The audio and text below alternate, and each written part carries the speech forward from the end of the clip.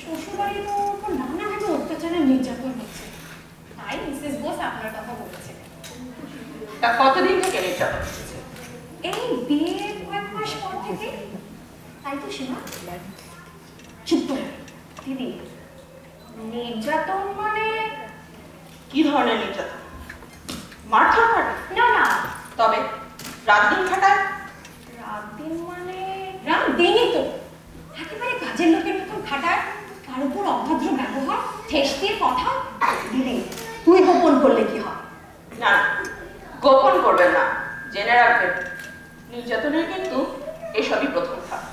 আরে ও তো একেবারে অতিষ্ঠ হয়ে আমার কাছে চলে এসেছে। এরপর কিন্তু গায়ে হাত উঠবে। এক্স্যাক্টলি, ফিজিক্যাল টর্চার আরম্ভ হলো। ঠিক আছে, আমি আপনাকে কয়েকটা প্রশ্ন জিজ্ঞেস করতে চাই। বলুন। আপনার শ্বশুর বাড়িতে কে কে আছে? আমার শ্বশুর, শাশুড়ি, ননদ, আমার স্বামী আর আমি। চাকর কজন? ওটাই তো হলো আসল কথা। বিয়ের আগে রান্নার লোক, কাজের লোক সব ছিল, বিয়ের পর সবাইকে ছাড়া।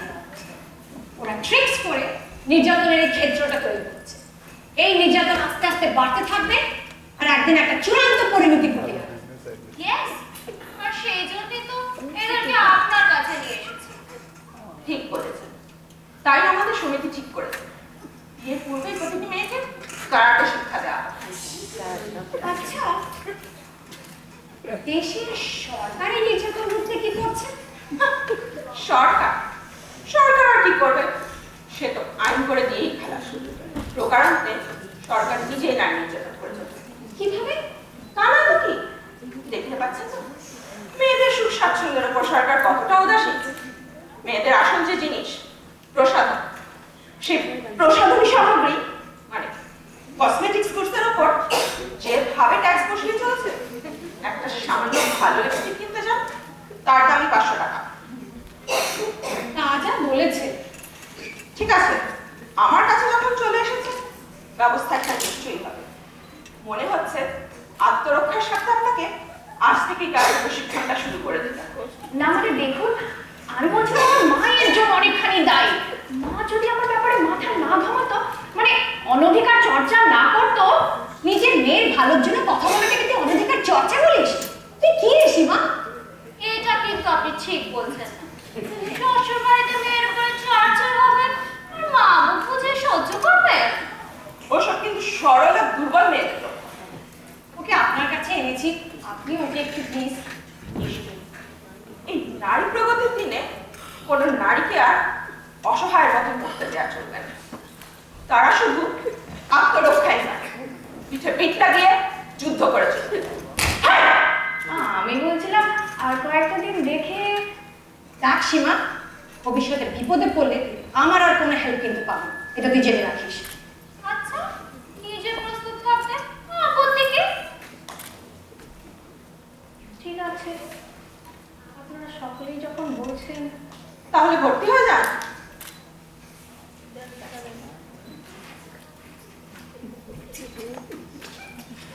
নাম বলুন। সীমা হালদার, বয়স 28 বছর। অ্যাডমিশন ফিস 500 টাকা, 3 মাসের অ্যাডভান্স 600 টাকা। 1100 টাকা, তাই তো?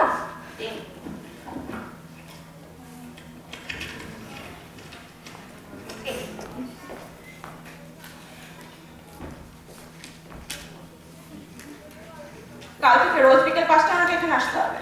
রোজ? হ্যাঁ, যত তাড়াতাড়ি সম্ভব আপনাকে ক্যারাটে বিদ্যাটা আয়ত্ত করতে হবে।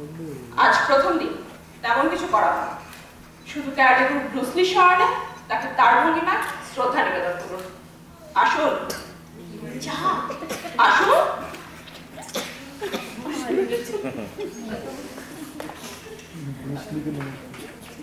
বাবাটা সামনে, আরো সামনে, ডান হাত করে হচ্ছে না, আরো ওপরে।